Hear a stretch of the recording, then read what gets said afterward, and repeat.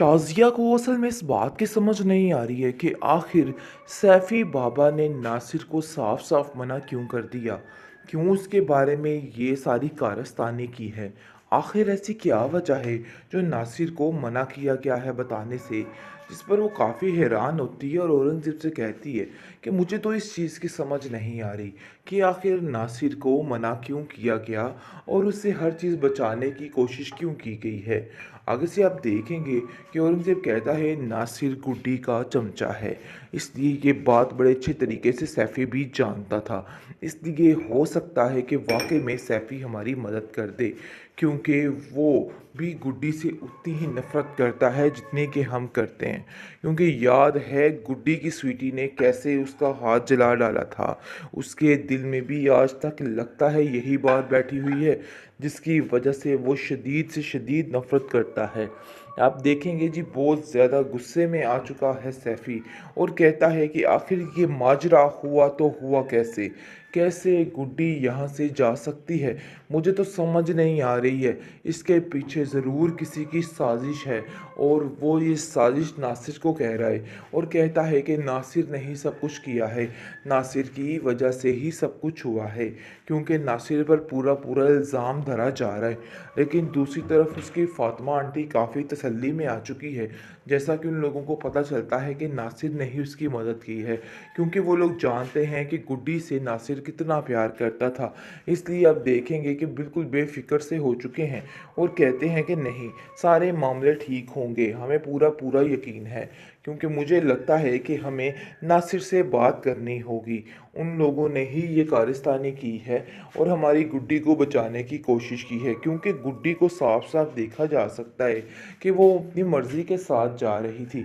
इसलिए किसी को कोई भी अब टेंशन बाकी नहीं रही है और सब बहुत ज़्यादा खुश हो चुके हैं कि गुड्डी वाक़ई में मिल चुकी है। लेकिन इशरत अभी साफ-साफ मना करती है कि औरंगज़ेब को इस बात की बिल्कुल भी भनक नहीं पड़नी चाहिए, क्योंकि हो सकता है कि उससे बचकर ही गुड्डी वहाँ से निकली हो, क्योंकि वो एक ज़ालिम इंसान है। इस बात में कोई भी शक नहीं है।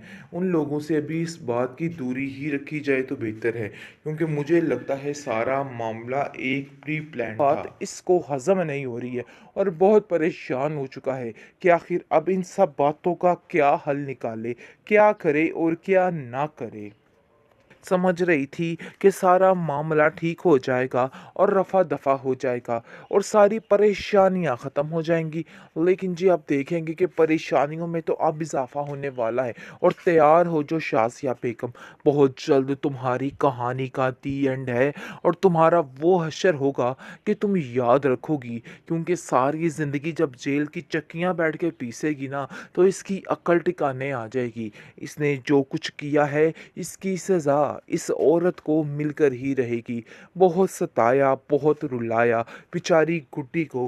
गुड्डी खून के आंसू रोती रही और इसका बुरा हश्र होता रहा, लेकिन ये चंडालन ने उसकी ज़िंदगी चीरन करने में कोई कसर न छोड़ी। लेकिन अब इसको अंदाज़ा हो जाएगा कि भाई नहीं, स्वीटी से पंगा बिल्कुल नहीं चंगा। बात ये है कि अब स्वीटी इसके पीछे हाथ मुँह धो के पड़ चुकी है और जान चुकी है कि आखिर ये औरत किस किस्म की है। डरती है फिर ठीक हो जाती है, यानी कि बुरे तरीके से स्वीटी इसको डराती है, लेकिन उस वक़्त तो खौफ़ज़दा होके माफ़ियाँ माँगने पर उतर आती है। लेकिन कुछ ही देर बाद दोबारा वही पुरानी हरकतों पे आ जाती है। कुछ समझ नहीं आ रही इस औरत की कि आखिर ये औरत चाहती क्या है?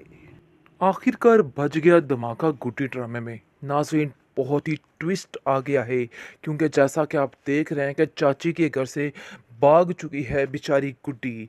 गुड्डी ने अपना रास्ता चुन लिया है, बल्कि उसके घर में जो लड़की बेचारी रहती थी, उस चाची की बहू, उसने बहुत साथ दिया है और वो कहती है कि मैं तुम्हें इन लोगों के आसरे ऐसे नहीं छोड़ सकती।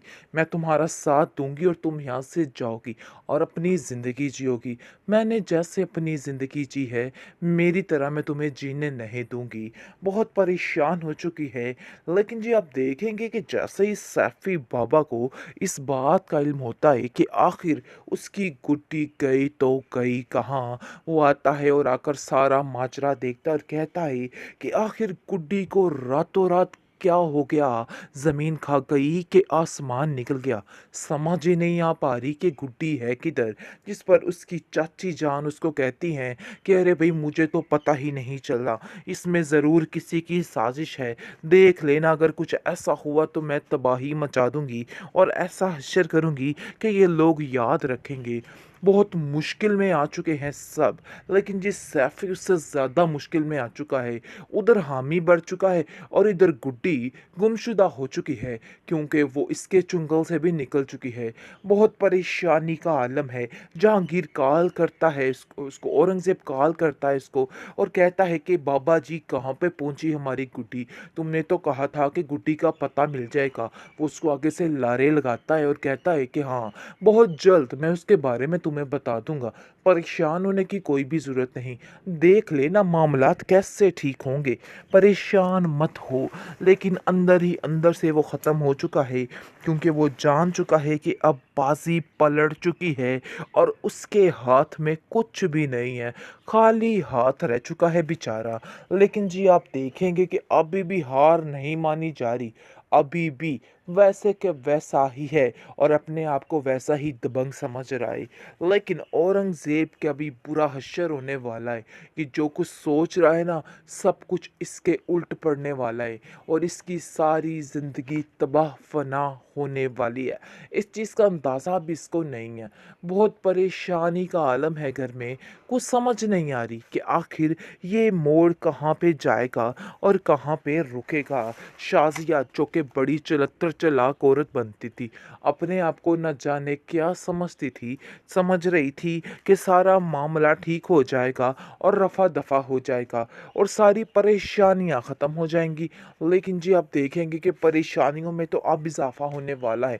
और तैयार हो जो शाज़िया बेगम, बहुत जल्द तुम्हारी कहानी का दी एंड है और तुम्हारा वो हश्र होगा कि तुम याद रखोगी, क्योंकि सारी ज़िंदगी जब जेल की चक्कियाँ बैठ के पीसेगी ना, तो इसकी अक्ल टिकाने आ जाएगी। इसने जो कुछ किया है, इसकी सज़ा इस औरत को मिलकर ही रहेगी।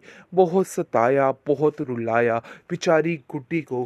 गुड्डी खून के आंसू रोती रही और इसका बुरा हश्र होता रहा। लेकिन ये चंडालन ने उसकी ज़िंदगी जीर्ण करने में कोई कसर न छोड़ी।